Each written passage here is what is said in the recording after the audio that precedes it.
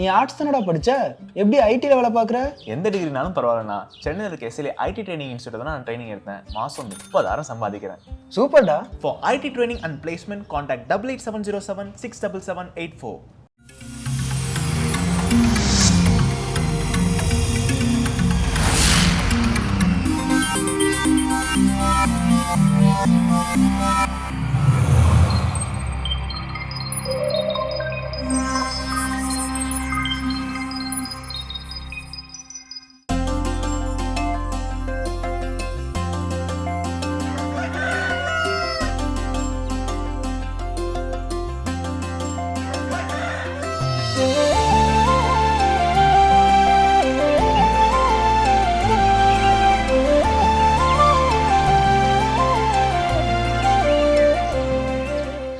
நேயர்கள் அனைவருக்கும் இனிய காலை வணக்கம். எங்களுடன் இதை நீங்கள் பார்க்கவிருப்பது மாதா தொலைக்காட்சியின் கடவுள் வணக்கம்.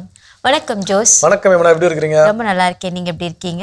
ரொம்ப சிறப்பா இருக்கிறேன். ஸோ இடையறாத பணிகளுக்கு மத்தியில கிட்டத்தட்ட ரொம்ப நீண்ட இடைவெளிக்கு பிறகு போன மாசமும் கடைசியில பார்த்தோம், இந்த மாசமும் கடைசியில பாக்குறோம். எல்லா மாசம் கடைசியில தான் கொடுப்பீங்க போல எனக்கு. சிறப்பு மகிழ்ச்சி. எனக்கு நாள் ஆரம்பிச்சிருக்கிறோம். நேராக கதைக்குள்ள போயிடலாம். இன்னைக்கு அந்த கதை என்ன அப்படின்னு பார்த்தீங்கன்னா, ஒரு எலி சம பசியில் இருக்குது. அப்போ அந்த கிச்சனில் போய் ஏதாவது சாப்பிட கிடைக்குமான்னு என்ன பண்ணிட்டு இருக்கு, தேடிட்டு இருக்குது. அது தேடின நேரம் என்ன ஆகி போச்சுன்னா, தவறி வந்து அரிசி டப்பாக்குள்ள என்ன பண்ணிருச்சு, விழுந்துருச்சு.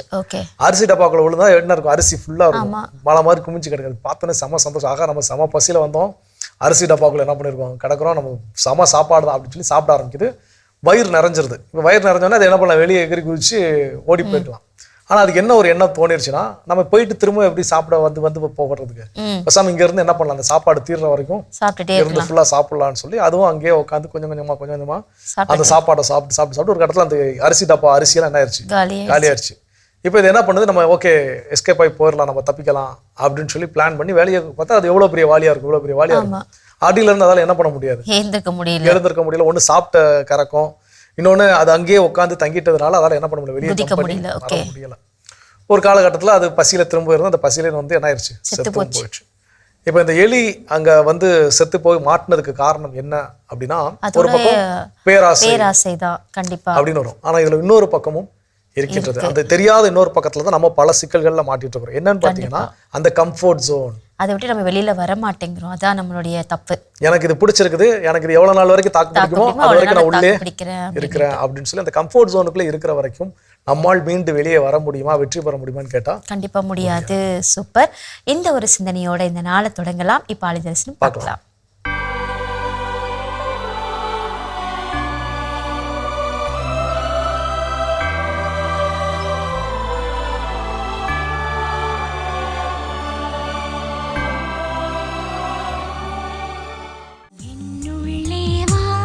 என்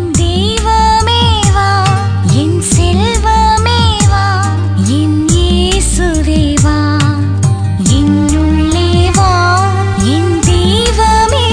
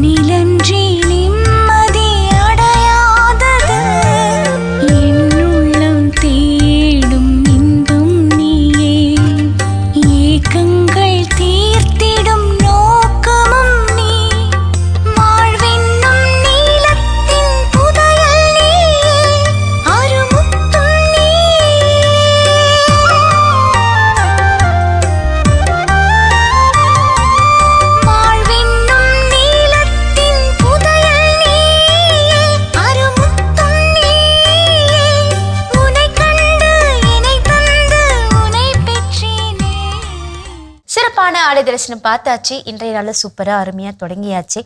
ஸோ இந்த எளிய போல தான் ஒரு சில நேரங்களில் நம்ம இருக்கோம். நம்மளுடைய கம்ஃபர்ட் ஜோனில் தான் நம்ம வாழ்ந்துட்டுருக்கோம் கூட சொல்லலாம். எங்கே நமக்கு எது சுலபமாக இருக்கோ அங்கே அதுக்கேற்ற மாதிரி நம்மளுடைய வாழ்க்கையை வாழ்ந்துட்டு போயிடுறோம். அதை விட்டு வெளில தாண்டி வந்து வாழறதுக்கும் பயமாக தான் இருக்குது ஒவ்வொரு நாளும். ஸோ இன்னைக்கு டாபிக் அதை ஒட்டி தான் நமக்கு இருக்க போகுதுங்களா? இல்லை, இன்னைக்கு டாபிக் கம்ஃபர்ட் ஜோனை பற்றி பேச போகிறது இல்லை. ஓகே, ஒரு வித்தியாசமான ஒரு விஷயம். சில நேரங்கள் நம்ம சொல்லியிருப்போம், இதெல்லாம் எனக்கு பிடிக்கவே இல்லை, ஆனால் என்ன பண்ண வேண்டியிருக்கு, இந்த வேலையை செஞ்சு தான் ஆக வேண்டியிருக்குது. இந்த நபரை எனக்கு பிடிக்கவே இல்லை, ஆனால் இந்த நபரோடு இணைந்து பயணிக்கத்தான் வேண்டி இருக்குது அப்படின்னு சொல்லி சில விஷயங்கள் நம்ம லைஃப்ல மாற்றவே முடியாது. அந்த மாற்ற முடியாத விஷயங்களோடு நாம் பயணிக்க வேண்டிய சூழல் அப்படிங்கிறது இருக்கும் இல்லையா? அப்போ அந்த மாதிரியான தருணங்களில் நம்மை நாம் எப்படி தயார்படுத்திக் கொள்வது? சில விஷயங்களை மாற்ற முடியாது, பட் நான் அதில் இருந்து தான் ஆகணும். அப்படி இருக்கக்கூடிய சூழலில் என்னை நான் தயார்படுத்திக் கொள்வது எப்படி? அப்போ முதல் விஷயம் என்ன சொல்றாங்கன்னா, இந்த கொரோனா வந்த டயத்தில் ஒரு விளம்பரம் ஒன்று பண்ணாங்க. ஸோ கொரோனாவோடு வாழ பழகிக்கொள்ளுங்க அப்படின்னு சொல்லி ஒரு அட்வர்டைஸ்மெண்ட் செடல் ஒன்று போச்சு. ஸோ அப்போ என்ன, அதோடு போராடாதீங்க, அதோட சேர்ந்து வாழுங்க, கற்றுக்கொள்ளுங்கள். அப்போ அது எப்படி நாம் தற்காப்போடு வாழணுங்கிற வழிவகைகள் பின்னாடி சொன்னாங்க. பட் ஆனால் மேலோட்டமா இந்த இதை பார்க்கும்போது அந்த பிரச்சனையோட வாழுங்க அப்படிங்கிற மாதிரி அதை வந்து உல்டா பண்ணி சில நேரம் உங்கள் மனைவியோடு போராடுறது, மனைவியோடு சேர்ந்து வாழ அப்படிலாம் என்ன பண்ணாங்க, கிண்டலுக்காகலாம் மாத்திக்கிட்டலாம் நிறைய பேர் அந்த மீம்ஸ் எல்லாம் போட்டுருந்தாங்க. ஸோ அதுபோல் நமக்கு லைஃப்பில் எதெல்லாம் மாற்ற முடியாது, எதெல்லாம் சேஞ்ச் பண்ண முடியாதுன்னு தெரியுதோ அதோடு போராடுவதற்கு பதிலாக ஓகே இது அப்படிதான் இருக்கும், அதை ஏற்றுக்கிறேன் அப்படிங்கிற ஏற்றுக்கொள்ளக்கூடிய மனநிலைக்கு நாம் வந்துவிட வேண்டும். சூப்பர், தொடர்ந்து பேசலாம். இப்போ அடுத்த பகுதியை பார்க்கலாம்.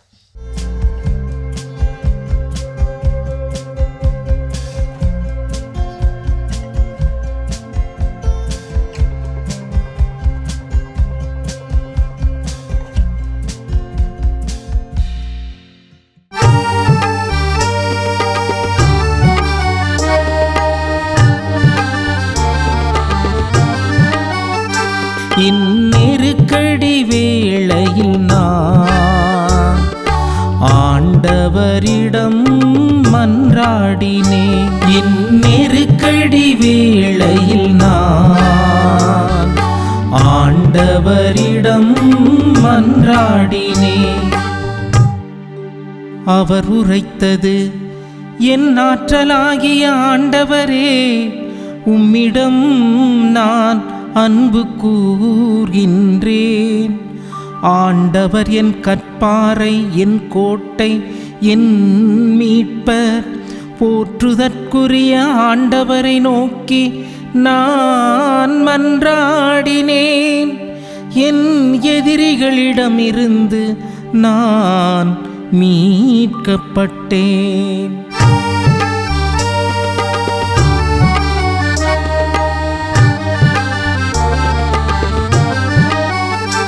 இந்நெருக்கடி வேளையில் நான் ஆண்டவரிடம் மன்றாடினேன்.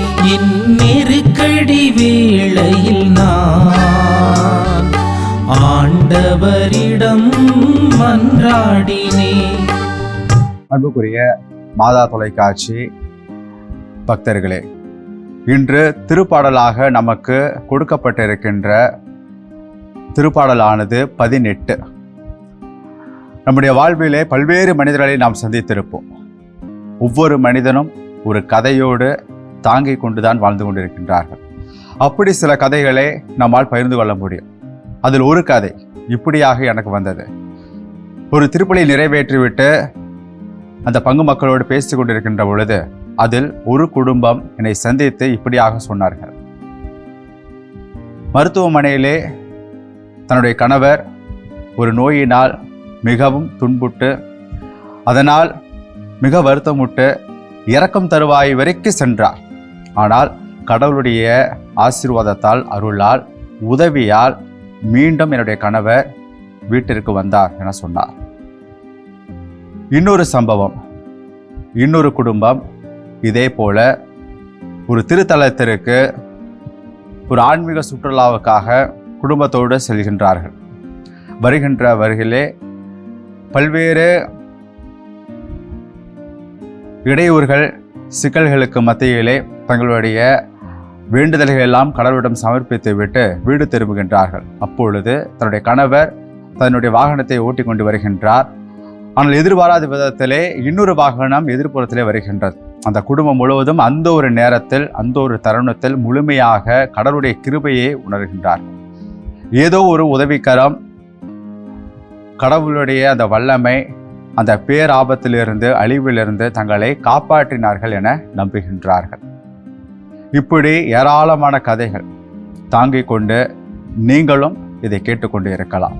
கடவுளுடைய உதவி, கடவுளுடைய வல்லமை ஏதோ ஒரு வகையிலே உதவிக்கரம் நம்முடைய குடும்பத்தையும் தனிப்பட்ட விதத்திலே நம்மையும் காப்பாற்றி கொண்டுதான் வருகின்றது. இந்த உதவியை வருகின்ற பொழுதுதான் கடவுள் எவ்வளவு வல்லமைக்குரியவர், எவ்வளவு சக்தி உள்ளவர், எவ்வளவு மேன்மை உள்ளவர் என்பது கிறிஸ்துவர்களாகிய நமக்கு அந்த ஒரு தருணத்தில் தான் உணர முடியும். எல்லாம் மகிழ்ச்சியாக இருக்கின்ற பொழுது, எல்லாம் நன்மையாய் வருகின்ற பொழுது நம்மால் கடவுளுடைய இருத்தலை, மேன்மையை முழுமையாக புரிந்து கொள்ள முடியாது. அப்படிப்பட்ட ஒரு மேன்மைத்தனத்தை தான் இன்றைய திருப்பாடல் 18 ஆனது உணர்த்துகின்றது. நான் சொன்ன இந்த கதைகளில் வருகின்ற மனிதர்களைப் போல தாவீது அரசன் கடவுளுடைய மிக வல்லமையை மிக அதிகமாக பெற்ற ஒரு அரசராக இருக்கின்றார். இந்த திருப்பாடல் 18 புரிந்து கொள்வதற்கு ஒரு சிறியதொரு வரலாற்று பின்னணியை நாம் அறிந்து கொள்ள வேண்டும். தாவீது அரசன் சவுல் அரசனுக்கு பிறகாக தேர்ந்தெடுக்கப்பட்டவர் கடவுளால். ஆனால் சவுல் அரசனுக்கும் தாவீது அரசனுக்கும் இடையே ஏறக்குறைய 7 ஆண்டுகள் மிகப்பெரிய ஒரு போர் நடந்து கொண்டிருந்தது. காரணம், சவுல் அரசன் தாவீது அரசனை தனக்கு பின் ஒரு வாரிசாகவோ கடவுள் தெரிந்து கொள்ளப்பட்ட ஒரு அரசனாகவோ ஏற்றுக்கொள்ள கிடையாது. தாவீது அரசனை கொல்வதற்கும் தடுப்பதற்கும் பல்வேறு முயற்சிகளை சவுல் அரசன் செய்து கொண்டே இருக்கின்றான். ஆனால் கடவுள் மீண்டும் சவுல் அரசனுக்கு பல்வேறு இறைவாக்கினர்கள் வழியாக, நிகழ்வுகள் வழியாக, சூழ்நிலைகள் வழியாக உணர்த்துகின்றார். உனக்கு அடுத்தபடியாக நான் தேர்ந்தெடுத்த ஒரு அரசன், உன்னை போலவே உனக்கும் மேலாகவே நிச்சயமாக தாவீது அரசன் இருப்பான் என்று சொல்கிறார். ஆனால் சவுல் அரசன் அதை ஏற்க மறுக்கிறான். இந்த நேரத்தில் தான் தாவீது அரசன் சவுல் அரசனுக்கு பயந்து 7 ஆண்டுகள் சுற்றி திரிகிறான். அந்த நேரங்களெல்லாம் தன்னை கொல்ல வருகின்ற எதிரிடமிருந்தும், சவுல் அரசனிடமிருந்தும், மற்ற எதிரிகளிடமிருந்தும் தப்பித்துக் கொள்வதற்காக இறைவனிடம் வேண்டுகின்ற ஒரு ஜெபம். அந்த ஜெபம் கேட்கப்பட்டு வெற்றி அடைந்தது. சவுல் அரசனிடமிருந்தும் எதிரிகளிடமிருந்து காப்பாற்றப்பட்ட அரணாக இருந்த அந்த தாவீது அரசன் கடவுளை புகழ்கின்றான். எப்படி தன்னுடைய நெருக்கடி வேளையில் கடவுள் தனக்கு வல்லமையாக இருந்தார் என்று. இந்த திருப்பாடல் இன்று 18வது அதிகாரம் 10 ஆரம்பிக்கிறது என்று சொன்னாலும் கூட அதுக்கு முன்னதாக இருக்கின்ற வசனங்களில் இப்படியாக சொல்கின்றது: என் நெருக்கடி வேளையில் நான் ஆண்டவரிடம் மன்றாடினேன், என் கடவுள் என்னை நோக்கி நான் கதறினேன். தமது கோவிலில் நின்று தம் குரலை கேட்டார், என் கதறல் அவர் செவிகளுக்கு எட்டியது என சொல்லுகின்றது. மீண்டும் அதன் தொடர்ச்சியாக தாவீது அரசன் பல்வேறு வசனங்களை தொகுக்கின்றார். என்னவென்று, மண்ணுலகம் அசைந்தது, அதிர்ந்தது, மலைகளின் அடித்தளங்கள் கிடுகிடுத்தன என இயற்கை சூழலும் கூட எப்படி கடவுளுக்கு அடிபணிந்து போகின்றன என்று சொன்னால், மனிதர்கள் எம்மாத்திரம். மனிதர்கள் கடவுளுடைய படைப்புகளாக இருக்கின்றார்கள். கடவுளுடைய இயற்கையே மனிதனை விட சக்தியாக வல்லமையாக இருக்கின்ற இயற்கை கூட, பேரழிவு நிகழ்த்தல் கூட, மலைகள் கூட, மண் நிலம் கூட கடவுளுக்கு செவிசாய்க்கின்றன. அப்படி என்றால் மனிதனும் செவிசாய்க்க வேண்டும். இதைத்தான் திருப்பாடல் நினைவூட்டுகின்றது. ஆகவே தாவீது அரசனைப் போல கடவுள் நம்மையும் பல்வேறு சூழ்நிலைகளிலிருந்து, வாழ்க்கை நிலையிலிருந்து நம்மை காப்பாற்றியிருப்பார். அந்த தருணங்களை நினைத்து பார்த்து நன்றி கூறுவோம். மேலும் கடவுளுடைய மாட்சியை மேன்மைப்படுத்துவோம். கண்களை மூடுவோம். இத்திருப்பாடலை சிந்தனை கொண்டு செபிப்போம்.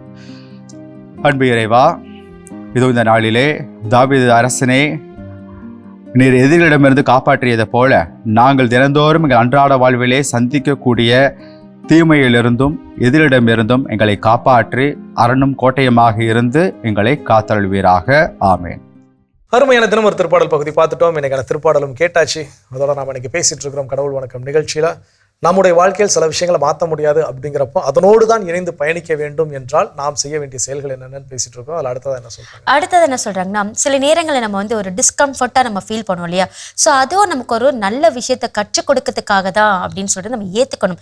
சில நேரங்களில் அது பார்த்தீங்கன்னா நமக்கு சில பாடங்களை கூட கற்றுக் கொடுக்கலாம். நான் வந்து ஒரு சில வேலையை கற்றுக்காமல் இருந்திருக்கலாம். எப்படியோ கஷ்டப்பட்டு அதை கற்றுக்கிறதுக்கு ஒரு வழியாக கூட அந்த இடத்துல இருக்கிறதுக்கு நமக்கு ஒரு சூழல் அமையலாம். ஸோ அதை நினைச்சு நம்ம வந்து மகிழ்ச்சி அடையணுமே தவிர்த்து நம்ம வந்து கவலைப்படக்கூடாது.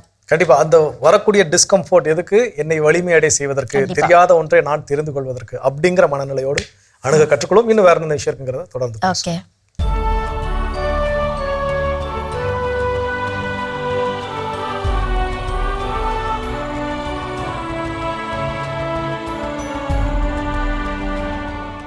மார்ச் 27 எகிப்து நாட்டின் புனித ஜான். எகிப்து நாட்டின் லைகோபோலிஸ் பகுதியில் வாழ்ந்து வந்த எளிமையான குடும்பத்தில் கிபி 300ஆம் ஆண்டு பிறந்தார் ஜான். தன் தந்தையோடு இணைந்து தச்சு பணியினை செய்து வந்த ஜான் தன் 20வது வயதில் இறைவனின் அழைப்பினை உணர்ந்து ஆசிரமம் ஒன்றில் சேர்ந்தார். ஆசிரமத்தில் மிக கடுமையான பணிகள் இவருக்கு தரப்பட அனைத்து பணிகளையும் இறைவனுக்கு அர்ப்பணித்து கீழ்ப்படிதலோடு செய்தார். இறைவனை பற்றி அதிகமாக அறிந்து கொள்ளவும் தன் ஆன்மாவை உணர்ந்து கொள்ளவும் அருகில் உள்ள மலைப்பகுதிக்கு சென்ற ஜான் ஆண்டவரை தியானித்து அவரோடு ஒன்றித்தார். தன்னை காண வருகின்ற மக்களின் முகங்களை பார்க்காமல் சன்னல் வழியாக உரையாடி ஆண்டவரை அறிவித்த இவர் மக்களுக்கு பல்வேறு புதுமைகள் செய்து மக்களை இறை நம்பிக்கையில் வேரூன்ற செய்தார். ஆண்டவர் இயேசுவின் மீது அதீத பக்தியும் நம்பிக்கையும் கொண்டிருந்த ஜான் மக்கள் வாழ்வில் நடக்க இருப்பதை முன்கூட்டியே எடுத்து கூறினார். தன் வாழ்வின் இறுதி நாட்களை உணர்ந்த ஜான் 3 நாட்கள் நோன்பிருந்து ஜெபித்த நிலையில் கிபி 394ஆம் ஆண்டு விண்ணரசில் இணைந்தார். ஆண்டவர் இயேசுவின் மீது கொண்ட பக்தியினால் பல்வேறு இன்னல்களை அனுபவித்து ஆண்டவரோடு இணைந்த எகிப்து நாட்டு புனித ஜானை திரு அவை புனிதராக உயர்த்தி போற்றியது. எகிப்து நாட்டின் புனித ஜான் திருவிழாவினை கொண்டாடுகின்ற நாம் ஆண்டவரிடம் அசைக்க முடியாத நம்பிக்கை கொண்டு உண்மை கிறிஸ்தவர்களாக வாழ வரம் கேட்போம். சிறப்பான இன்றைய புனிதர் பகுதி நம்ம பார்த்தாச்சு. நாம் இன்னைக்கு பேசிட்டு இருக்கோம் ஒரு வித்தியாசமான டாபிக் சொல்லலாம். மாற்றம் எனக்கு தேவை, ஆனா அதோட சேர்ந்து வாழறதுக்கும் நான் பழகிக்கணும்னு சொல்லிட்டு நம்ம பேசிட்டு இருக்கோம் இல்லையா? அடுத்தது எதோட பழகிக்கணும்? நிச்சயமா நமக்கு மாற்றம் தேவை, ஆனால் அது மாறாது, சேர்ந்துதான் வாழ தொடங்கணும். அப்படிங்கிறப்ப அடுத்ததான் நம்ம செய்ய வேண்டிய விஷயம் என்னன்னா, நம்ம பல நேரங்களில் குறைபட்டுக் கொள்வோம். என்ன அப்படின்னா, நான் மட்டும் அந்த நேரத்தில் அந்த முடிவை எடுக்காம இருந்திருந்தா, நான் மட்டும் இந்த வேலையை செஞ்சிருந்தா அப்படின்னு சொல்லி சில நடக்காத விஷயங்கள் நடந்திருந்தால் இது எனக்கு நல்லதா அமைஞ்சிருக்கும் நம்ம என்ன பண்ணுவோம் நினைச்சிட்டு இருக்கோம். நான் மட்டும் இந்த காலேஜில் சேராம இருந்தா, நான் மட்டும் இந்த கோர்ஸ் எடுக்காம இருந்திருந்தா, நான் மட்டும் இந்த காலேஜில் போய் சேர்ந்திருந்தா, நான் மட்டும் இன்னைக்கு அந்த நபரை சந்திச்சிருந்தா என் லைஃப் என்ன இருக்கும் மாறி இருக்கும் அப்படிலாம் நினைச்சிட்டு இருக்கோம் இல்லையா? ஸோ அந்த மாதிரியான எண்ணங்கள் எதுவுமே இனி அதை திருத்த முடியுமா, மாற்ற முடியுமான்னு கேட்டா கிடையாது. லைஃப்ல கடவுள் நம்ம யாருக்குமே என்ன பண்ணல, பக்கத்துல ஒரு ரீவைண்ட் பட்டன் ஃபார்வர்ட் பட்டன் வச்சுட்டு தேவைன்னா ரீவைண்ட் பண்ணிக்கோங்க, தேவைன்னா எல்லாரும் சந்தோஷமா இருப்போம் இல்லையா? ஆனா அதுக்கான வழி கிடையாது. ஸோ டைம் மிஷின் வச்சு எவ்வளவு படங்கள் வந்தாலும் அது பார்த்து என்ஜாய் பண்ணலாம். ஆமா, ஆனா ரியல் லைஃப்ல இருக்கான்ற கண்டிப்பாக இல்லை. ஸோ அப்படிப்பட்ட சூழலில் இந்த மாதிரியான மன ஓட்டங்கள் உள்ளுக்குள்ள இருந்துச்சுன்னா அது நிச்சயமா நம்ம அரித்து கொண்டே இருக்கும். அப்போ அதை விட்டு விடுதல் ரொம்ப ரொம்ப முக்கியம். ஓகே, கற்றுக்கொள்வோம். தொடர்ந்து பேசலாம். இப்ப அடுத்த பகுதியை பார்க்கலாம்.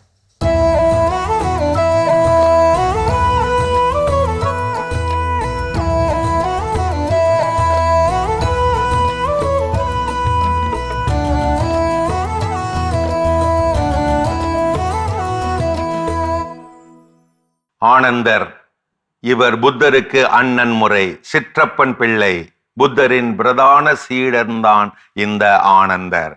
புத்தர் குருவாகும் வேளை வந்து நின்றது. போய் நின்றார் ஆனந்தர். சொன்னார், சித்தார்த்தா, தம்பியாகிய நீ என் சொல் படி கேள். நாளை இதை நான் சொல்ல முடியாது, ஏனென்றால் நாளை நீ குருவாகி விடுவாய், ஆணையிட முடியாது. சரி சொல்லுங்கள் அண்ணா. நான் சொல்லும் இந்த 3 நிபந்தனைகளை நீ கடைபிடிக்க வேண்டும். முதலாவது, நான் உன்னுடனேயே வசிக்க வேண்டும். போதனைக்கு என்னை வெளியே அனுப்பக்கூடாது. இரண்டாவது, உன்னை சந்திக்க நான் யாரை அனுப்பினாலும் நீ சந்திக்க வேண்டும். மூன்றாவது, நான் உன்னுடன் தான் உறங்குவேன், தனிமையில் உறங்க மாட்டேன். ஒத்துக்கொண்டார் புத்தர். புத்தரும் அந்த 3 நிபந்தனைகளையும் கடைசி வரை காப்பாற்றினார். ஆனந்தரும் அது முதல் புத்தரோடையே இருந்தார். அப்படி ஆனந்தர் எத்தனை ஆண்டுகள் புத்தரோடு இருந்தார் தெரியுமா? 42 ஆண்டுகள். எத்தனையோ பேர் வந்தார்கள், ஞானம் பெற்றார்கள், போனார்கள். ஆனால் ஞானம் பெறவே இல்லை இந்த ஆனந்தர். புத்தர் இறக்கும் புத்த பூர்ணிமா நாளும் வந்துவிட்டது. புலம்பினார் ஆனந்தர், குருவே, 42 ஆண்டுகள் உம்மோடு இருந்தும் ஞானம் பெறவில்லையே நான். தாங்கள் இறந்த பிறகு நான் எப்படி ஞானம் பெறுவேன்? சொன்னார் புத்தர், ஆனந்தா, வாழ்க்கை ஒரு மகா சக்தி, வாழ்க்கை ஓட்டம் ஒரு மகாநதி ஓட்டம். நீயும் ஞானம் பெற முடியும், தளராதே. ஒருவேளை நான் தான் அதற்கு தடையோ என்னவோ. நான் போன பிறகு உனக்கு ஞானம் பிறக்கலாம், முயற்சியை கைவிடாதே. ஒருவேளை நீ விதித்த அந்த 3 நிபந்தனைகள் தான் தடையோ என்னவோ.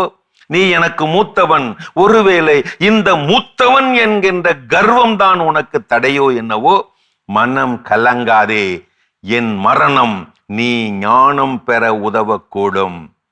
காலமானார் புத்தர், காலத்தோடு சங்கமமானார் புத்தர், பூர்ணமானார் புத்தர்.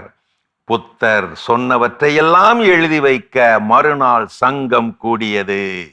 அந்தோ பரிதாபம், 42 ஆண்டுகள் புத்தரோடே வாழ்ந்த ஆனந்தருக்கு அழைப்பு இல்லை. சங்க மண்டபத்திற்கு வெளியேயே நிற்க வைத்து விட்டார்கள், இதுவரை ஞானம் பெறாதவர் என்பதற்காக. யோசித்து பார்த்தார் ஆனந்தர். புத்தர் சொன்னது எதுவும் நினைவுக்கு வரவில்லை. இடிந்து போய் அதிர்ந்து போய் அப்படியே அங்கேயே அமர்ந்து விட்டார். சோகமே உருவாகி போய்விட்டார் ஆனந்தர். தன்னை சுற்றி யாருமே இல்லாதது போல உணர ஆரம்பித்து விட்டார் ஆனந்தர். புத்தர் கூட கூடவே இல்லாததை உணர உணர அழுகை வர வர ஆரம்பித்து விட்டது. அழுகையாய் அழ ஆரம்பித்து விட்டார். அவ்வளவுதான். அழ ஆரம்பித்து நிறுத்தாமல் விம்மி விம்மி விசும்பி விசும்பி அழுது கொண்டே இருந்தார் ஆனந்தர். ஆம், அவர் அப்படி அழுவது இதுவே முதல் முறை. அங்கே புத்தரின் மறைவுக்கு கூட அழாத ஆனந்தர் தனக்காக அழுது கொண்டிருந்தார். அந்த அழுகையிலே ஊற்று பெருக்கெடுத்த கண்ணீர் ஆனந்தரின் ஆணவத்தை கொஞ்சம் கொஞ்சமாக அழித்து கொண்டிருக்க, மண்டபத்திற்கு உள்ளே இருந்து தலையை நீட்டி அவர் அழுவதை ஞான சீடர்கள் சிலர் பார்த்துவிட வந்து நின்றார் முத்தப்பிற்கு. ஆனந்தா, 42 ஆண்டுகளாக பெறாத ஞானத்தை இதோ ஒரே நாளில் நீ பெற்றுவிட்டாய். ஞானம் பெற்ற ஆனந்தரும் சொன்னார், ஆம், நான் ஞானம் பெறாமைக்கு நான் தான் காரணம், என் ஆணவமே தான் காரணம். புத்தரின் மரணமே என் ஆணவத்தின் மரணமாகிவிட்டது. மாதா டிவியின் சொந்தங்களே, ஆணவம் அடைத்து வைக்கும் கதவுகளை அடக்க உணர்வே, அடக்கமான எண்ணமே அகல திறந்து வைக்கிறது. ஆம், இயேசுவின் சிலுவை மரணமும் அடக்கமும் எத்தனை பேருக்கு எழுச்சி, எத்தனை பேருக்கு வீழ்ச்சி. பவுலடியாரும் இப்படித்தானே முழங்குகிறார், உயிர்த்த கிறிஸ்து எனக்கு வாழ்வு, அவரே என் வாழ்வு, எனது சாவு எனக்கு ஆதாயமே. தன்னிடம் உள்ள எதுவுமே நிலையற்றது என்கின்ற உணர்வே ஆணவத்தை அழித்து போடும் பிரம்மாயுதம். தவறுகளை திருத்திக் கொள்வது அனுபவம், அனுபவம் வீழவிடாது. தவறுகளை நியாயப்படுத்துவது ஆணவம், ஆணவம் வாழவிடாது. இறந்த 24 மணி நேரத்திற்குள் புதைவடுவோம், மறக்கப்படுவோம் என்கின்ற வாழ்க்கைக்குள்ளே ஏதுக்கடா இத்தனை ஆணவம், அராஜகம், ஆட்டம்? ஞானத்திற்கும் ஆணவத்திற்கும் ஒரு நூல் இழைதான் வித்தியாசம். நம்மிடம் ஏதுமில்லை என்று நினைப்பது ஞானம், நம்மை தவிர ஏதுமில்லை என்று நினைப்பதுதான் ஆணவம். இப்படி சொல்லுகிறார் கவிஞர் கண்ணதாசன். நினைவில் வைத்துக் கொள்ளுங்கள் எனது நட்புறவுகளே, தான் என்ற ஆணவம் கொண்டவர் சுயநலத்தில் முன்னேறுவாரே தவிர சுய சரிதையில் அல்ல. அருமையான கதைகள் 1000 பகுதி பார்த்துட்டோம். எனக்கான கதையும் சிந்தனையும் கேட்டாச்சு. அதோட நாம் இன்னைக்கு பேசிட்டு இருக்கிறோம். சில விஷயங்கள் மாற்ற முடியாது, ஆனால் நான் மாறணும்னு விரும்புகிறேன். ஆனால் அது நடக்காதுன்னு எனக்கு தெரியும். இருந்த போதிலும் அப்படிப்பட்ட சூழலில் நான் வாழ்வதற்கு என்ன செய்ய வேண்டும் அதை தான் பேசிட்டு இருக்கோம். அடுத்து என்ன சொல்றாங்க? அடுத்து என்ன சொல்றேன்னா, இப்போ ஒவ்வொருத்தருடைய வாழ்க்கையிலும் எடுத்துக்கிட்டிங்கன்னா வச்சுக்கோங்களேன், நிறைய காயங்கள் இருக்கும், நிறைய வலிகள் இருக்கும், நிறைய துன்பங்கள் இருக்கும், அப்படி சொல்லிக்கிட்டே போகலாம். ஆனா அதை நம்மளால உடனே மாற்ற முடியாது. ஆனா அதோட நம்ம பயணிக்கணும், ஒரு விதி இருந்தா அதோட பயணித்து தான் நம்ம ஆக வேண்டும். அது ஏதோ ஒரு நல்லதுக்காக கூட இருக்கலாம். இப்போ எனக்கு உடல் ஒரு நோய் இருக்குன்னா அந்த நோய் எனக்கு அதாவது குணமாகறதுக்கு கொஞ்சம் நாள் எடுக்க செய்யும். நான் எனக்கு உடனே குணமாகணும்னு சொல்லிட்டு நான் கண்ட மருந்தைய சாப்பிட்டேன்னா நான் லேட்டா வந்து சரியாகிறது கூட எனக்கு சரியாகாம கூட போகலாம். ஸோ அதனால எதுக்குமே நம்ம அவசரப்படாம இருக்கிறது ரொம்ப ரொம்ப நல்லது. அதான் சில விஷயம் சொல்லுவாங்கல்ல, காலம் தான் இதுக்கு பதில் சொல்லும் அப்படின்னுட்டு. அப்போ அது போல அதற்கான அந்த கால அளவையும் நாம் கொடுக்க கற்றுக்கொள்ள வேண்டும். கற்றுக்கொள்வோம். இன்னும் வேற என்ன விஷயம் இருக்குங்கிறத தொடர்ந்து பேசுவோம். அதுக்கு முன்னாடி ஒரு சின்ன பிரேக் போயிட்டு வரலாம்.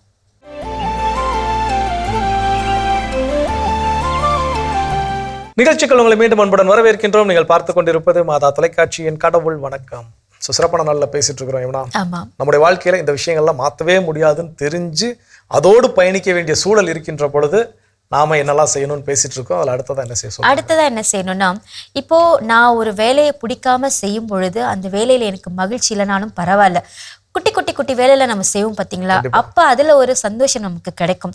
ஸோ அந்த சந்தோஷத்தை நம்ம ஏற்றுக்கொள்ளும் பொழுது பெரிய ஒரு கஷ்டம்லாம் நமக்கு தெரியாமலே போகலாம். ஒரு குட்டி குட்டி சந்தோஷம் கிடைச்சாலே நமக்கு போதும் அப்படின்னு நினைச்சோம்னா நமக்கு ஏதோ ஒரு பெரிய விஷயம் நமக்காக காத்துட்டு இருக்கு அப்படின்றத ஒரு நல்ல ஒரு விஷயம் நம்ம உணர்ந்து கொள்ள முடியும். கண்டிப்பா. ஏன்னா எனக்கு பிடிக்காத விஷயத்துல நான் லைஃப் டிராவல் பண்ணிட்டு இருக்கிறேன், அதுக்காக நான் மகிழ்ச்சியே இல்லாமல் இருக்க வேண்டுமான்னு கேட்டால் நிச்சயமாக இல்லை. இது போன்ற சின்ன சின்ன விஷயங்களிலும் கவனம் செலுத்துதல், மகிழ்ச்சியை பெற்றுக்கொள்ளுதல் ரொம்ப ரொம்ப நல்லது. சிறப்பு. இன்னும் வேற என்ன விஷயம் இருக்குங்கிறத தொடர்ந்து பேசுவோம்.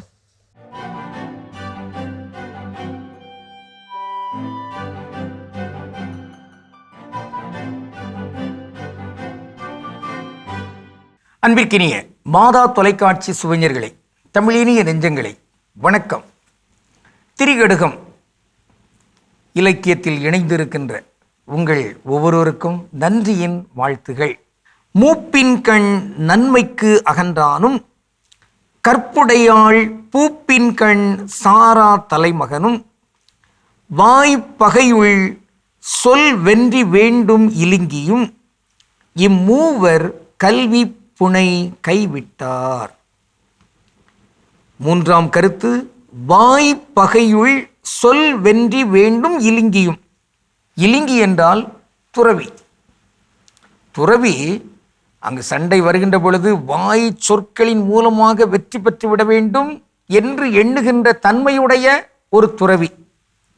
அவரும் கல்வி தோணியை கைவிட்டவர் ஆவார். துறவி என்கிறவர் எல்லாவற்றையுமே துறந்தவராக இருக்க வேண்டும். அதில் என்ன வாய் சொல்லால் எப்படி வெற்றி பெற்று விட வேண்டும் என்கிற அந்த ஒரு திமிர்த்தனம், செருக்குத்தனம், அது கூடாது, அது கூடாது. இங்கே எல்லாவற்றையும் தான் விட வேண்டும். அதான் வள்ளுவர் ஒரு குறளிலே சொல்வார், ஐம்புலன்களையுமே விட வேண்டும், தான் பெற்றிருக்கிற எல்லாவற்றையுமே விட வேண்டும் என்பதாக துறவி தொடர்பான ஒரு இலக்கணத்தை அவர் முன்வைப்பார். அடல் வேண்டும் ஐந்தன் புலத்தை, விடல் வேண்டும் வேண்டிய எல்லாம் ஒருங்கு என்பார்.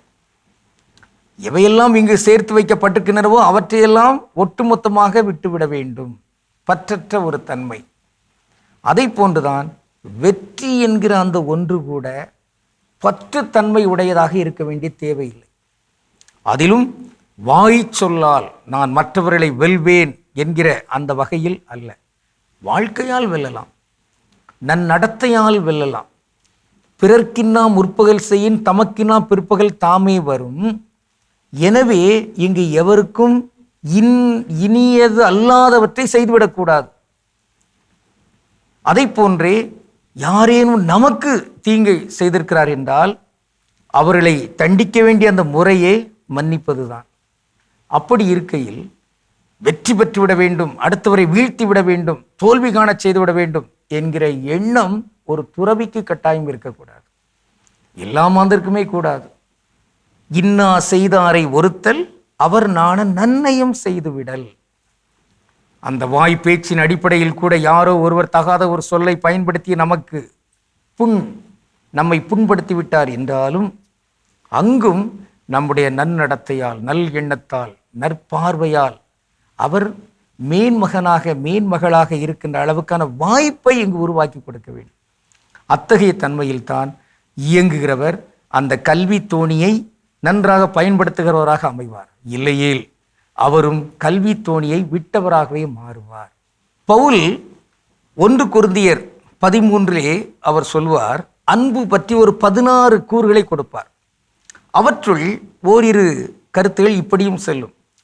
அன்பு தீமை செய்யாது, அன்பு தீவினையில் மகிழாது, அன்பு நன்மை செய்யும், அன்பு பொறாமைப்படாது என்று அவர் அப்படியே வரிசையாக அடுக்கிக் கொண்டே செல்வார்.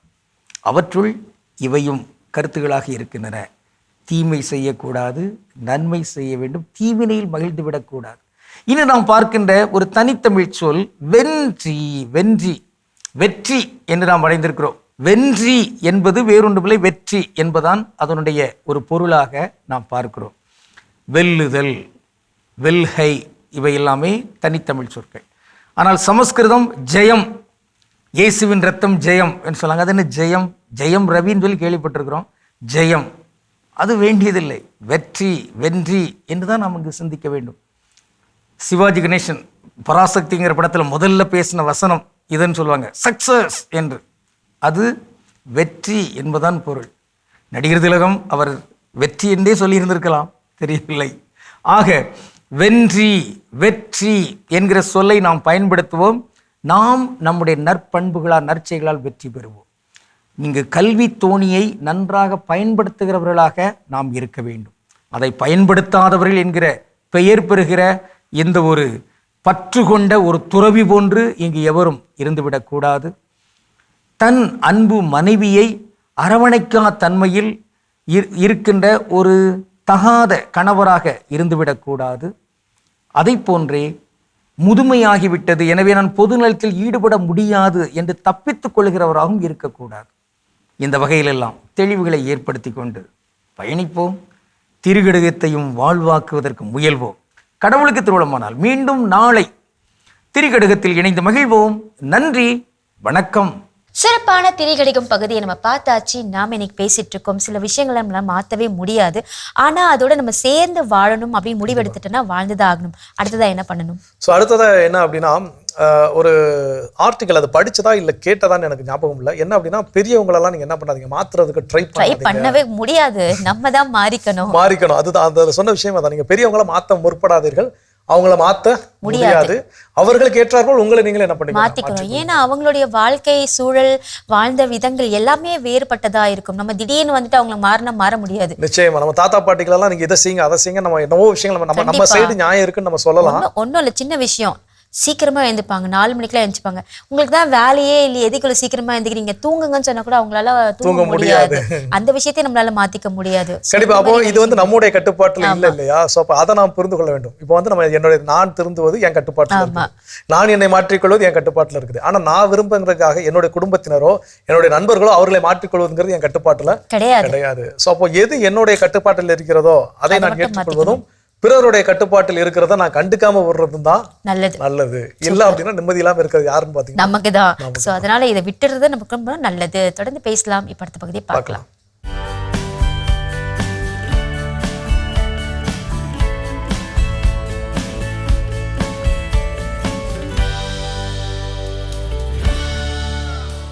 டிஜிட்டல் தொழிலாளர் வர்க்கம். இன்று நாம் தினம் தினம் பயன்படுத்தும் டிஜிட்டல் உலகை கட்டி எழுப்புபவர்கள் யார்? அவர்களுடைய உரிமைகள் தான் என்ன? அவர்களுடைய பாதுகாப்பு எங்கே? அல்காரிதத்தின் கட்டுப்பாட்டில் வாழும் தொழிலாளர்கள் நாம் தானா? நமக்கு தெரியாமலேயே நம் உணர்வுகள், செயல்கள் மற்றும் அடையாளங்கள் அனைத்தும் தரவாக பிரித்தெடுக்கப்பட்டு பின்னர் வணிக பொருளாக மாற்றப்படுகின்றனவா? அப்படி என்றால் டிஜிட்டல் தளத்தில் முதலாளிகள் யார் யார்? யார் இந்த டிஜிட்டல் தொழிலாளர் வர்க்கம்? வாருங்கள், இதற்கான தெளிவை வலை உலகத்தில் அருள்வாக்கின் ஒளியில் தேடுவோம். அருள்வாக்கு பகுதி மத்தேயு 20:1-16. நிலக்கிழார் ஒருவர் தம் வேலையாட்களை வேலைக்கு அமர்த்த விடியற்காலையில் வெளியே சென்றார். அவர் நாளொன்றுக்கு 1 தெனாரியம் கூலி என வேலையாட்களுடன் ஒத்துக்கொண்டு அவர்களை தம் திராட்சை தோட்டத்திற்கு அனுப்பினார். ஏறக்குறைய காலை 9 மணிக்கு அவர் வெளியே சென்றபோது சந்தை வெளியில் வேறு சிலர் வேலையின்றி இருப்பதை கண்டார். அவர்களிடம், நீங்களும் என் திராட்சை தோட்டத்திற்கு போங்கள், நேர்மையான கூலியை உங்களுக்கு கொடுப்பேன் என்றார். இவ்வாறாக அவர் எதிர்கொண்டவர்கள் எல்லாரையும் தன் திராட்சை தோட்டத்திற்கு வேலைக்கு அனுப்பினார். காலை முதலே உழைத்தவர்களுக்கும் மாலை நேரத்தில் வந்தவர்களுக்கும் ஒரே கூலி வழங்கப்படுகிறது. இன்றைய டிஜிட்டல் உலகத்தில் அவ்வாறு இல்லை. வேலை நேரத்தை அல்காரிதம் நிர்ணயிக்கிறது. கூலி மதிப்பீட்டை செயலிகள் தீர்மானிக்கின்றன. மனிதன் ஒரு வியாபாரத்திற்கான டேட்டா செட்டாக பார்க்கப்படுகிறான். இன்று தொழிலாளர் வர்க்கம் பல விதத்தில் சிறுமைப்படுத்தப்படுவதும் சுரண்டப்படுவதும் நடந்தேறி கொண்டிருக்கிறது. அதிலும் குறிப்பாக மாறி வரும் டிஜிட்டல் உலகிலே புதிய தொழிலாளர் வர்க்கம் என்று ஒன்று உருவாகி கொண்டிருக்கிறது. அதனை நாம் டிஜிட்டல் தொழிலாளர் வர்க்கம், டிஜிட்டல் ப்ராலிட்டேரியட் என்றும் சொல்லலாம். டிஜிட்டல் முதலாளித்துவத்தின் கையில் இருக்கின்ற இணையமும் டிஜிட்டல் தொழில்நுட்பமும் இயங்குவதற்கு தங்களின் நேரம், கவனம், உழைப்பு மற்றும் தரவுகளை வழங்கும் டிஜிட்டல் உழைப்பாளர்களை குறிக்கும் ஒரு புதிய சொல்லாடல்தான் டிஜிட்டல் தொழிலாளர் வர்க்கமாகும். தொழில்துறை முதலாளித்துவத்தில் தொழிலாளர்கள் தங்கள் உடல் உழைப்பால் முதலாளிகளின் கட்டுப்பாட்டில் இருந்த மூலப் பொருட்களை பயன்படு பொருட்களாக மாற்றினர். எனினும் அத்தொழிலாளர்கள் அவர்களின் உழைப்பிற்கான ஊதியம் கிடைக்காமல் சுரண்டப்பட்டனர். இன்றைய காலத்தில் உருவாகியிருக்கும் டிஜிட்டல் முதலாளித்துவத்தில் லாபமும் மதிப்பும் பொருட்களை உருவாக்குவதில் அல்ல, மாறாக இணையவழி கலந்துரையாடலினாலும் சமூக ஊடக தொடர்புகளினாலும் விளைகிறது. ஸ்க்ரோல் செய்வது, லைக் போடுவது, கருத்து எழுதுவது போன்ற ஒவ்வொரு சிறிய செயலும் கூட ஒரு சிறு உழைப்பாக மாறி டிஜிட்டல் நிறுவனங்களுக்கு தரவாக, பிக் டேட்டாவாக மாற்றப்படுகிறது. இதில் கொள்ளை லாபம் ஈட்டுபவர்கள் டிஜிட்டல் தொழிலாளர் வர்க்கத்தினர் அல்ல, மாறாக டிஜிட்டல் முதலாளிகள். இதில் பெரும் கொடுமை என்னவென்றால், தொழில்துறை முதலாளித்துவம் போலல்லாமல் டிஜிட்டல் முதலாளித்துவத்தில் டிஜிட்டல் தொழிலாளர் வர்க்கத்தினரே தொழிலாளர்களாகவும் மூலப்பொருட்களாகவும் உள்ளனர். சமூக ஊடகத்தில் அல்லது இணையத்தில் நாம் செய்யும் ஒவ்வொரு செயலும் அல்லது பதிவிடும் ஒவ்வொரு பதிவும் டிஜிட்டல் முதலாளிகளுக்கு நாம் வழங்கும் சேவையே.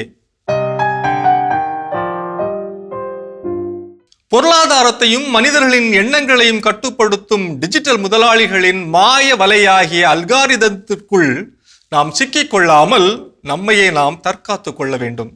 நமது தனிப்பட்ட தகவல்களே டிஜிட்டல் முதலாளித்துவத்தின் எரிபொருள்.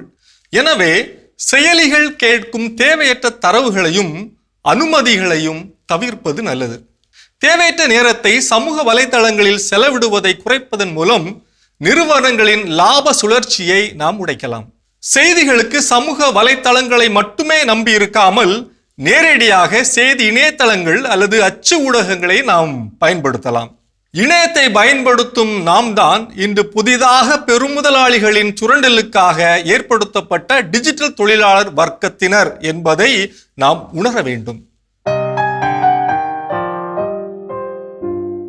அல்காரிதம் உலகில் அதிக ரேட்டிங் பெற்றவர்களே முன்னிலையும் அதிக ஊதியமும் பெறுகின்றனர். மற்றவர்களின் உழைப்பு சுரண்டப்படுகிறது. இயேசு சொன்ன திராட்சை தோட்ட உரிமையாளரை போல எல்லாருக்கும் சம உரிமையும் சமத்துவம் இணைய உலகில் யாருக்கும் இல்லை. மார்க்ஸ் தொழிலாளர் வர்க்கம் என்பதை உயிர் வாழ்வதற்கான தன் உழைப்பை விற்க வேண்டிய சமூகமாக வரையறுத்தார். டிஜிட்டல் காலத்திலும் இந்த வரையறை இன்றும் பொருந்துகிறது. உழைப்பும் உழைப்பாளர்களும் உழைக்கும் இடமும் வேறுபட்டிருக்கலாம், ஆனால் அடிமைத்தனமும் முதலாளிகளின் சுரண்டலும் அப்படியே நிலைத்து நிற்கின்றன. இது வலை உலகம் 360 டிகிரி டிஜிட்டல் உலகிற்கான உங்கள் அகராதி. சிறப்பு, அருமையான வலையுலகம் 360 டிகிரி பார்த்தாச்சு. அதோட எனக்கு நம்ம பேசிட்டு இருக்கிறோம். சில விஷயங்கள் என் லைஃப்ல மாற்றணும்னு நான் விருப்பப்படுறேன், ஆனால் அது மாறவே மாறாது. அத்தகைய விஷயத்தோடு தான் என்னோட லைஃப்பை நான் கொண்டு போகணும்னு இருக்கிறப்போ நான் என்ன செய்வது, அதை தான் நம்ம பேசிட்டு இருக்கிறோம். அதில் அடுத்ததான் என்ன செய்ய சொல்றாங்க? அடுத்ததான் என்ன செய்ய சொல்றாங்கன்னா, பல நேரங்களில் பலர் நம்மளை ரொம்பவே கஷ்டப்படுத்தலாம். ஏதாவது பேசலாம், இல்லை எனக்கு பிடிக்காத விஷயத்தை செய்யலாம், இல்லை பிடிக்காத விஷயத்தை செய்ய சொல்லலாம். இப்படி நம்மளை வலுக்கட்டாயம் பண்ணும் பொழுது நம்ம அந்த இடத்துல என்ன செய்யணும்னா, இல்லை தியானமோ இல்லை ப்ரேயரோ இல்லைன்னா ஒரு மெடிடேஷன் நம்ம பண்ணும் பொழுது நம்மளுடைய மனசு ஒரு நிலைக்கு வரும். அப்படி இல்லைன்னா உங்களுக்கு பிடிச்ச மாதிரி ஒரு விஷயம்லாம் இருக்கும் இல்லையா? சிலருக்கு பார்த்தீங்கன்னா வெளியில போனால் மைண்ட் ரெஃப்ரெஷ் ஆகும், சிலருக்கு நல்லா சாப்பிட்டு சாப்பிட்டா ரொம்ப ரெஃப்ரெஷ் ஆகும். சிலருக்கு வந்து பார்த்தீங்கன்னா பாட்டு கேட்டால் டான்ஸ் பண்ணால் இந்த மாதிரி விஷயங்கள்லாம் பண்ணும்போது ஏதோ ஒரு வகையில் அவங்களுடைய மனசு வந்து ஒரு அமைதி நிலைக்கு வரும். கண்டிப்பா. சோ அப்ப அந்த அமைதி நிலைக்கு கொண்டு வருகின்ற பொழுதுதான் இந்த மாதிரி கூச்சலும் குழப்பமும் நமக்கு கேட்காம இருக்கும். இல்லனா ஐயோ எனக்கு இது பிடிக்கல, இதோட டிராவல் பண்றேன், இல்ல நம்மளால அதோட மீண்டு வர முடியாது. நிச்சயமாக. சோ அந்த கூச்சல் குழப்பம் என் காதிலிருந்து அகல வேண்டும் என்றால் என் மனதை நான் ஒருநிலைப்படுத்த அமைதி நிலைக்கு கொண்டு வர நான் கற்றுக்கொள்ள வேண்டும். கற்றுக்கொள்வோம். இன்னும் வேற என்னெல்லாம் கற்றுக்கொள்ள இருக்குங்கிறத தொடர்ந்து பேசுவோம். ஓகே.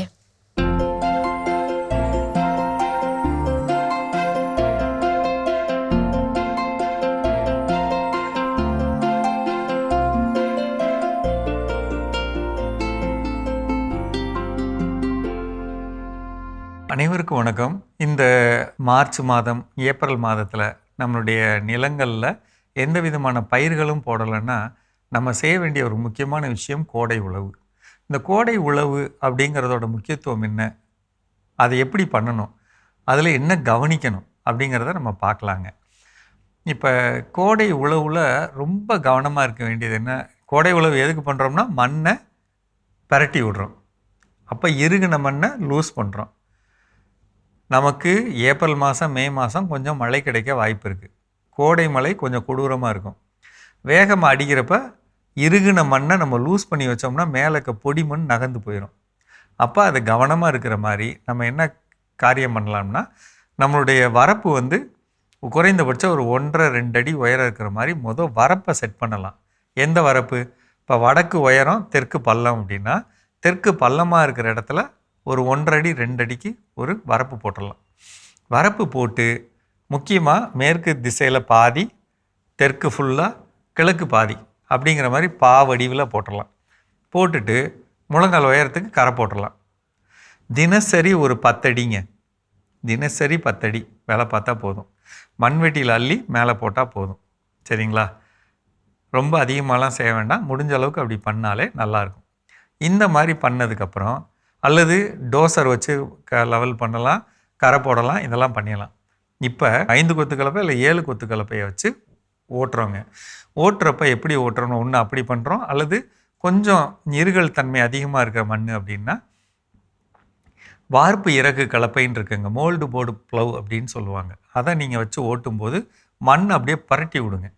ஒரு 1.5-2 அடிக்கு அப்படி சுற்றி விடும்.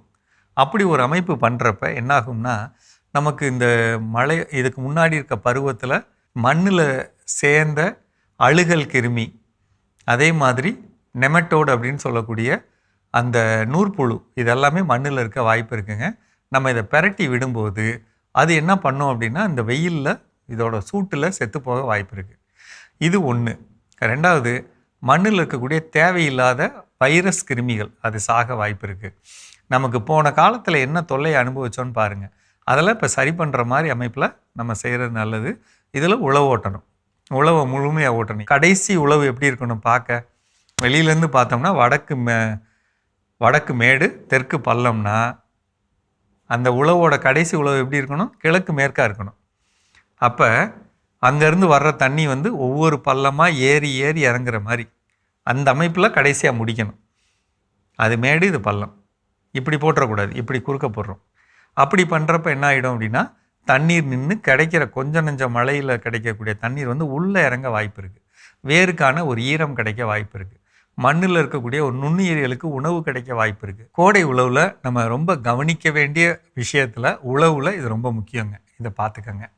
அடுத்த முக்கியமான விஷயம், வாய்ப்பு கிடைக்கிறப்பெல்லாம் இந்த 5 கொத்து கலப்பை 7 கொத்து கலப்பை போட்டப்ப மண் வந்து கட்டியாக உழுகுது, கட்டி கட்டியாக நின்றுது அப்படிங்கிறப்ப ஒரு தடவை 9 கொத்து கலப்பை வச்சு ஓட்டினோம்னா அதெல்லாம் உடஞ்சி தூள் தூளாகிடும். அப்போ மண் வந்து பிறண்டு கிடைக்கும். ஒரு வாரம் கழித்து செய்யலாம், உடனடியாக செய்யாமல் ஒரு வாரம் நல்ல வெயில் ஏறினதுக்கப்புறம் ஒரு வாரம் கழித்து ஓட்டினோம்னா அப்போ என்ன ஆகும் அப்படின்னா இந்த மண்ணும் பிறண்ட மாதிரி இருக்கும், சூடு வந்து எல்லா மண்ணுக்கு கிடைச்ச மாதிரி இருக்கும், மண் திடமாக இருக்கும். இந்த மாதிரி ஒரு அமைப்பு பண்ணுறது இந்த கோடை உழவோட ரொம்ப ரொம்ப அடிப்படையானது. அதே நேரத்தில் நான் திருப்பி சொல்கிறேங்க, முறையான வரப்புகள் அமைக்காமல் உழவு போட்டோம்னா இருக்கக்கூடிய அந்த மேல் மண் நகர்ந்து போக வாய்ப்பு இருக்குது. கவனமாக செய்யணும். இதில் ரொம்ப முக்கியமானது, இது பண்ணதுக்கப்புறம் இந்த கோடை மழையை பயன்படுத்தி நம்ம ஏற்கனவே என்ன பார்த்தோம், பசுந்தாள் உரங்கள் போடலாம், பலதானிய விதைப்பு பண்ணலான்னு சொன்னோம். இதை பயன்படுத்தி நம்ம போடும்போது இப்படி வளர்கிற பயிரை நம்ம வந்து ஒரு 45, 50, 55 நாளில் தேவையை பொறுத்து மடக்கி உழுதோம்னா அதுக்கப்புறம் நம்ம ஒரு 10 நாள் அல்லது 7 நாள் கழித்து ஒரு விவசாயத்தை ஆரம்பித்தோம்னா அந்த விளைச்சல் வந்து அந்த ரகத்துக்கு எவ்வளவு விளைச்சல் கிடைக்கணுமோ அந்த அளவு கிடைக்க வாய்ப்பு இருக்குது. செஞ்சு பார்க்கலாங்களா? மீண்டும் சந்திப்போம். சிறப்பான உழவும் உயரும் பகுதி நம்ம பார்த்தாச்சு. நாம் இன்னைக்கு பேசிட்டு இருக்கோம். சில விஷயங்கள்லாம் மாற்றவே முடியாது, ஆனால் மாற்றணும்னு நினைக்கிறத நம்ம வந்து அதோட சேர்ந்து பயணிக்கணும் பேசிட்டு இருக்கோம் இல்லையா? அடுத்ததான் என்ன செய்யணும்? ஸோ அடுத்தது என்னன்னா, இந்த மாதிரியான சூழல்கள் நம்ம ஒரு ஹெல்த்தியான பவுண்டரி லைன் செட் பண்ணிக்கிறது நல்லது. ஏன்னா அது நமக்கு வந்து சில விஷயங்கள் நம்மை உள்ள வந்து காயப்படுத்தாது. சில நேரங்கள் நம்மளை பற்றி பேசக்கூடிய பொருணியோ இல்லை நம்மளை பற்றி இல்லாத பொருளாதெல்லாம் பேசும்போது அது நமக்குள்ள போச்சுன்னா ரொம்ப ஒரு மிகப்பிறந்த மன உளைச்சல் ஏற்படுத்தும். அப்போ ஒரு ஹெல்த்தி பவுண்டரி செட் பண்ணிட்டு இவன் பேசினா நான் என்ன பண்ண மாட்டேன், பெருசா எடுத்துக்கவே மாட்டேன். ஸோ அந்த மைண்ட் செட்டுக்கு நம்ம அந்த ஹெல்த்தி பவுண்டரி செட் பண்ணிட்டோம்னா அவங்க நம்மளை பத்தி எவ்வளவு தரக்குறைவாக பேசினாலும் எவ்வளவு பொய்கள் அள்ளி வீசினாலும் நம்ம அதை பெருசா எடுத்துக்க மாட்டோம். அவன் அப்படிதான் என்னை பத்தி பொய் பேசணும்னு நினைச்சிட்டு இருப்பான். அது அவன் சந்தோஷம் போயிட்டு போவான் அப்படின்னு நினைச்சிட்டு நாம் கடந்து சென்று விடுவோம். அப்போ இது போல எனக்கு விருப்பமில்லாத சூழலில் நான் இருக்கின்ற பொழுது இப்படி ஹெல்த்தி பவுண்டரி லைன்ஸ் நான் செட் பண்ணிக்கிட்டேன்னா அது ஏற்படுத்தக்கூடிய தாக்கம் என்னில் என்ன ஆகாது, ஏற்படவே வராது. சூப்பர். கற்றுக்கொள்வோம். தொடர்ந்து பேசலாமே. படுத்த பகுதியை பார்க்கலாம்.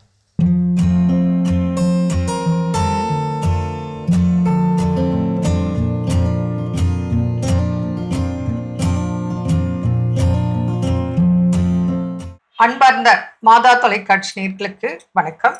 இந்த நிகழ்ச்சியில லங் ப்ராப்ளம் பத்தி பார்க்கலாம். பொதுவா லங்ஸ் அப்படின்னாலே உங்களுக்கு நுரையீரல்கள். அப்போ இதுல வந்து என்னன்னா பொதுவா சளி, இருமல், அப்புறம் வீசிங், அப்புறம் நுரையீரல நீர் சேர்றது,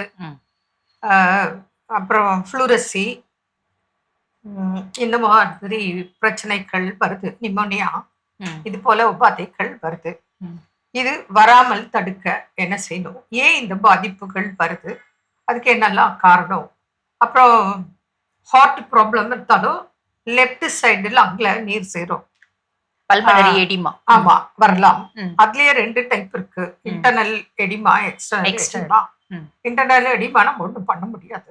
எக்ஸ்டர்னல் எடிமா தான் நீர் எடுக்கிறது. அது அடிக்கடி ஃபுல்லாக்கும் போயிட்டு எடுப்பாங்க மந்த்லி ஒன்ஸ். அது கண்டிஷன்ஸ் பொறுத்து வேரியேஷன்ஸ் இருக்கலாம். இதை பத்தி தான் இன்னைக்கு நம்ம பார்க்க போறோம். கண்டிப்பாங்க. பொதுவாக வந்து பாருங்க, நுரையீரல் சம்பந்தப்பட்ட சுவாச பிரச்சனைகள் வருது அப்படின்னாலே ஃபர்ஸ்ட் வந்து பாத்தீங்கன்னா ஸ்மோக்கிங் ஒரு ரீசன். நாங்க ஸ்மோக் எல்லாம் பண்றது இல்லைங்க. நாங்க லேடிஸ் ஆக்டிவ் ஸ்மோக்கிங் அப்படிங்கிறது ஜென்ஸ் பண்றது. அதை ஃபர்ஸ்ட் ஹேண்ட் ஸ்மோக்கிங் அப்படிம்பாங்க. செகண்ட் ஹேண்ட் ஸ்மோக்கிங் அப்படின் போது ஒருத்தவங்க ஸ்மோக் பண்ணும்போது நம்ம பக்கத்துல உட்காடுறோம் அப்படின்னா அதை சுவாசிக்கிறோம் அப்படின்னாலே அதை வந்து பாத்தீங்கன்னா second hand smoking, passive smoking அப்படிம்பாங்க. இப்ப இன்னொன்னு வந்து பாருங்க தேர்ட் ஹேண்ட் ஸ்மோக்கிங் அப்படிங்கிறாங்க. அப்படின்னா என்ன, ஒருத்தவங்க சிகரெட் புடிச்சிட்டு போயிட்டாங்க, அந்த இடத்துல போய் நம்ம உட்காடுறோம் பாத்தீங்களா, அப்பயும் நமக்கு பாதிப்பு இருக்கு. ஆக இது ஒரு ரீசனு. அதே மாதிரி இந்த வில்லேஜ் சைட்ல இன்றளவும் வந்து பாத்தீங்கன்னா நம்ம விறகு அடுப்பு யூஸ் பண்றது, இந்த மாதிரி ஒரு விஷயங்கள் இருக்கு. அதுல இருந்து வரக்கூடிய அந்த புகை ஒரு காரணம். நம்ம ரொம்ப ஒரு மெயின் சிட்டில இருக்கோம் அப்படின்னா நிறைய டிராபிக் இருக்கு பாத்தீங்களா, வண்டியினோட புகைகள், பொல்யூஷன், கார்பன் மோனாக்சைடு ஒரு காரணம், காத்துல ஏற்படக்கூடிய பொல்யூஷன் ஒரு காரணம், வீட்டை ரொம்ப கிளீன் பண்ணாம வீட்டுல நிறைய டஸ்ட் இருக்கு அப்படின்னா அந்த டஸ்ட்ல இருக்க டஸ்ட் மைட் ஒரு காரணம். இப்படி நிறைய விஷயம் சொல்லிட்டே இருக்கலாம். வெயில் வந்து படாம இருக்கிறது ஒரு காரணம், சுவாசத்தை நம்ம கவனிக்காம இருக்கிறது ஒரு காரணம், எக்ஸலேஷன் ஜாஸ்தி இருக்கும், இன்னலேஷன் வந்து ரொம்ப கம்மியா இருக்கும். அதாவது பொதுவா நம்ம சுவாசிக்கும் போது ஆழ்ந்த இன்னலேஷனும் நிதானமா விடக்கூடிய சுவாச காற்று, வெளிக்காற்று, எக்ஸலேஷனும் தான் இருக்கணும். இதுக்குதான் வந்து பாருங்க பிராணாயாமம் பழகணும் அப்படின்னு சொல்லுவாங்க. மூச்சு பயிற்சி பண்றோம் அப்படின்னும் போது நம்மளுக்கு சுவாச பிரச்சனைகள், முக்கியமா நுரையீரல் சார்ந்த மேடம் எத்தனை பிரச்சனை சொன்னாங்க, அது எதுவுமே வராது. ஆக இது எதுவுமே செய்யல. நிறைய வீடை சுத்தி பூக்கள் வச்சிருப்பாங்க, பூக்களினுடைய மகரந்த தூள் ஒரு காரணம். வீட்டுல டாக்ஸ் வச்சிருப்பாங்க, அதுலயும் நிறைய ஹேர் இருக்க டாக்ஸ் வச்சிருப்பாங்க. நம்ம ஹேர் கம்மியா இருக்க டாக்ஸே வச்சிருந்தா கூட அவங்களுக்கு வந்து பாத்தீங்கன்னா ஒரு காலத்துல ஹேர் ஷெட்டிங் நிறைய இருக்கும். பெட்ஸ், குருவிகள் நிறைய வச்சிருக்கிறது, புறாக்கள் வச்சுக்கிறது, அந்த புறாக்களோட எச்சங்கள்லாம் வந்து பாத்தீங்கன்னா நியூமோனைட்டிஸ் ப்ரொடியூஸ் பண்ணும். பூனை கூட பூனை நிறைய வச்சிருக்கிறது, டார்ச் இன்ஃபெக்ஷன் அப்படிம்பாங்க. பூனைகள் வீட்டுல நிறைய வளர்ப்பாங்க, அதுக்கு வீட்டுக்குள்ளேயே சுத்திட்டு இருக்கும். வளர்க்கலாம், அதனோட டாய்லெட்டை சுவாசிக்கிறது, அந்த வீடு எப்ப பாரு கிளீன் பண்ணிட்டு, நிறைய பூனைகள் வச்சிருக்கும் போது நிறைய டாய்லெட் இருக்கும் பாத்தீங்களா, அதை கிளீன் பண்றது, இதெல்லாம் காரணங்க. இந்த மாதிரி இன்னும் நிறைய காரணம் இருக்கதான் செய்யுது. அதாவது பேசிக்கலி நமக்கு இம்யூனிட்டி கம்மியா எடுத்தது. அப்போ இந்த இன்ஃபெக்ஷன் ஈஸியா வருது. அது அலர்ஜி, ஆஸ்மால இருந்து ஃபர்ஸ்ட் ஈஸ்னோஃபிலியாவிலே எடுத்துக்கலாம். Allergy, eosinophilia, asthma, wheezing. அதுக்கப்புறம் உங்களுக்கு நிமோனியா, ஃப்ளூரசி, இது போன்ற உபாதைகளும் ஸ்டேட்டஸ் ஆஸ்மேட்டிகஸ் வரைக்குமே வரும். நம்மளோட பாடி எந்த அளவுக்கு நுரையீரல் வீக் ஆகுதோ அதை பொறுத்து. அப்போ டாக்ஸின்ஸ் ரொம்ப சேர்ந்துருக்கு உடம்புக்குள்ள, அந்த டாக்ஸின்ஸ் வெளியேறணும். அப்போ பேசிக்கலி இம்யூனிட்டி நம்ம இன்க்ரீஸ் பண்ணணும். அதுக்கு உண்டான டயட்டு, பயிற்சிகள் தான் நீங்க சொன்னது, பிரீத்திங் எக்ஸசைஸ். அதனால நுரையீரல் சார்ந்த எந்த பிரச்சனை இருந்தாலும் உடனே தொடர்பு கொள்ளுங்க. அதுக்கு வேண்டிய சொல்யூஷன் உங்களுக்கு கிடைக்கும். மீண்டும் நாளை சந்திப்போம். நன்றி. அன்னை மரியே வாழ்க. அருமையான நம்ம ஒரு வைத்தியம் பகுதி பார்த்துட்டோம். நிகழ்ச்சியோட நிறைவுக்கும் வந்தாச்சு. இன்னைக்கு நாள் பேசிட்டு இருக்கிறோம் நம்முடைய கடவுள் வணக்கம் நிகழ்ச்சியில. சில விஷயங்கள் நம்முடைய கட்டுப்பாட்டில் இல்லை, சில விஷயங்கள் நம்முடைய விருப்பத்திற்கு ஏற்றாற்போல் இல்லை. ஆனால் அதனோடு தான் பயணிக்க வேண்டிய சூழல் இருக்கின்ற பொழுது நாம் செய்ய வேண்டிய செயல்களாக ஃபைனலாக என்ன சொல்கிறாங்க? ஃபைனலாக என்ன சொல்கிறாங்கன்னா, இப்போ நம்ம எல்லாமே பேசணும், இதை பண்ணலாம் அதை பண்ணலாம், இங்கே சண்டை வந்தால் நம்ம என்ன பண்ணுறது அப்படின்னு பேசணும். ஃபைனலாக நம்ம ஒன்று மட்டும் யோசிக்கணும், இவ்வளோ பெரிய துன்பத்திலும் கடவுள் என்னை ஏதோ ஒரு திட்டத்துக்காக தான் என்னை வைத்திருக்கிறார், அனுமதிச்சிருக்கிறார். இதெல்லாம் தாங்கிறதுக்கு ஏதோ ஒரு பெரிய ஒரு எதிர்பார்ப்பு நமக்குள்ளே இருக்குது அப்படின்னு சொல்லிட்டு கடவுள் நமக்கு கொடுப்பாரு அப்படின்ற நம்பிக்கையோடு நம்ம அதெல்லாம் கடந்து போகும்பொழுது சின்ன பெரிய துன்பம் கூட நமக்கு சின்னதாக தெரியும். நிச்சயமாக அதுக்கு அதனால் கிடைக்கக்கூடிய அடுத்த ஒரு ஃப்ரூட்ஃபுல் லைஃப் அப்படிங்கிறதுக்கு விவரிக்க வார்த்தையே கிடையாது சொந்த அளவுக்கு. ஆனால் அந்த பர்பஸ் நம்ம பல நேரம் என்ன பண்ணுறதுனா புரிஞ்சுக்கிறதில்லை. ஆமாம், அது வலியும் வேதனையும் வந்தோடனே எல்லாரையும் போல அழுகவும் அங்கலாய்க்கவும் புலம்பவும் இதுதான் நமக்கு நேச்சுரலாவே வருது. ஆனால் அதை விடுத்து இந்த சூழலில் கடவுள் ஏதோ ஒரு பர்பஸ், நோக்கம் எனக்கு வச்சிருக்குது, அந்த நோக்கத்திற்காக இதை நான் ஏற்றுக்கொள்கிறேன் அப்படிங்கிற மனநிலையோடு செல்கின்ற பொழுது நீங்க சொன்ன மாதிரி எவ்வளவு பெரிய துன்பமாக இருந்தாலும் கூட அது நமக்கு ஒரு பெரிய விஷயமாகவே தெரியாது. சிறப்பு, அருமையான சிந்தனை. இந்த சிந்தனை கொடுத்த மகிழ்ச்சியோடு இன்னைக்கு யாரெல்லாம் விழா கொண்டாடுறாங்க பார்க்கலாம்.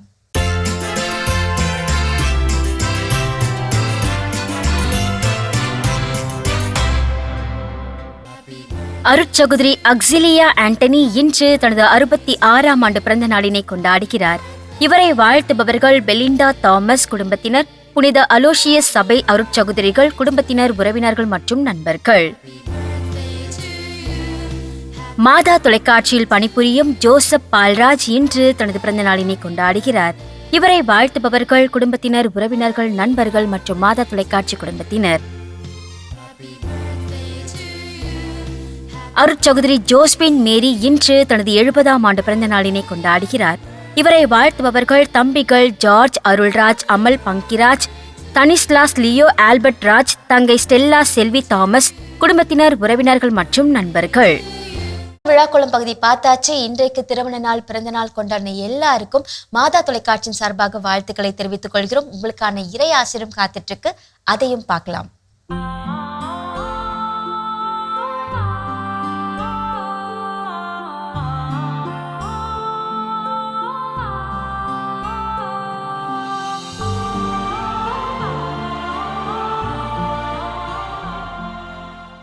மாதா தொலைக்காட்சி அன்பர்கள் அனைவருக்கும் ஆசிகளந்த வணக்கம். இன்று இறைவன் நமக்கு அளிக்கும் இறையாசிர் திருப்பாடல் 91 10வது வசனம். ஆகவே உனக்கு தீங்கு நேரிடாது, வாதை உன் கூடாரத்தை நெருங்காது. கடவுள் நம்மை காக்க திருவுளம் கொண்ட பிறகு எந்த தீய சக்தியும் நம்மை வெல்ல இயலாது. கடவுள் மீது கொண்டுள்ள ஆழமான நம்பிக்கையை வெளிப்படுத்தும் திருப்பாடலாக இது இருக்கின்றது. ஆண்டவர் தாமே வீட்டின் மூலைக்கல்லாக இருந்து வீட்டை காக்கின்றார். ஆகையினால் கிறிஸ்தவர்களாகிய நமக்கு துன்பமே வராது என்று சொல்வதற்கில்லை. இறைவன் முன்னிலையில் நீதிமானாக வாழ்ந்த யோபுவுக்கு கூட பல்வேறு துன்பங்கள் வந்தன. ஆனால் யோபு ஆண்டவரை பழிக்காமல் அவரின் திருவுளம் நாடி நின்றார். துன்பங்கள் வழியாகத்தான் மீட்பு உண்டு என்பதையும் கிறிஸ்து நமக்கு தெளிவாக அறிவித்திருக்கிறார். எனவே துன்பங்கள், சோதனைகள் வருகிற போது அவற்றை துணிவுடன் எதிர்கொள்வோம். ஏனெனில் தீங்கு எதுவும் நேரிடாமல் அவரே நம்மை காத்துக்கொள்வார். நம்பிக்கையோடு இறை ஆசிரை பெறுவோம். எல்லாம் வல்ல இறைவன், தந்தை, மகன், தூய ஆவியார் உங்கள் மீது தனது ஆசியை பொழிந்து என்றும் உங்களை வழி நடத்துவாராக. ஆமென். சிறப்பு. நம்ம அன்பு ஆயரோட இறையாசிரியர் நம் அனைவருக்கும் நிறைவாக கிடைச்சிருக்குது. இன்ற மகிழ்ச்சியோடு இன்றைய நாளில் நாம் கற்றுக்கொண்ட ஒரு சிறப்பான பாடம். சில விஷயங்கள் நம்முடைய கட்டுப்பாட்டில் இல்லை, நமக்கு விருப்பமில்லாத சூழலில் நாம் இருந்தாலும் கூட அதை எப்படி நாம் எதிர்கொள்வது, அதற்கு நம்ம எப்படி தயார் செய்து கொள்வது, நல்ல ஒரு சிந்தனை கடவுள் கொடுத்துருக்கிறாரு. நிச்சயமாக இப்படிப்பட்ட சூழலில் எல்லாரும் ஏதோ ஒரு தருணத்தில் கடந்து வந்திருப்போம், இல்லை கடந்துகிட்டு இருப்போம், இனி கடக்கக்கூடிய சூழலும் வரலாம். ஸோ அந்த சூழலில் எப்படி நாம் செயல்படுவது அப்படிங்கிற நல்ல சிந்தனை கடவுள் கொடுத்துருக்கிறாரு. கடவுளுக்கு நன்றி சொல்லி இன்னைக்கு நம்ம நிகழ்ச்சியை நிறைவு செய்தனால் இனிதே தொடங்கலாம். ஓகே, அன்பானவர்களே, மாறாததை ஏற்றுக்கொள்வோம், மாற்றத்தை கற்றுக்கொள்வோம், மகிழ்ந்திருப்போம் என்ற இந்த சிந்தனையோடு இன்றைய கடவுள் வணக்கம் நிகழ்ச்சியை நாங்கள் நிறைவு செய்கிறோம். இந்த நாள் இனிய நாளாக அமைய மாதா தொலைக்காட்சியின் வாழ்த்துக்களும் ஜெபங்களும். மீண்டும் உங்களை கடவுள் வணக்கம் நிகழ்ச்சியில் சந்திக்கும் வரை உங்களிடமிருந்து விடைபெறுகின்றோம். இயேசுவுக்கே புகழ். மரியே வாழ்க. நீ ஆர்ட்ஸ் தானடா படிச்ச, எப்படி ஐடில வேலை பார்க்குற? எந்த டிகிரினாலும் பரவாயில்லண்ணா. சென்னையில் இருக்க எஸ்எல்ஏ ஐடி ட்ரைனிங் இன்ஸ்டியூட் தான் நான் ட்ரைனிங் எடுத்தேன். மாதம் 30,000 சம்பாதிக்கிறேன். சூப்பர்டா. For IT training and placement, contact 8870767784.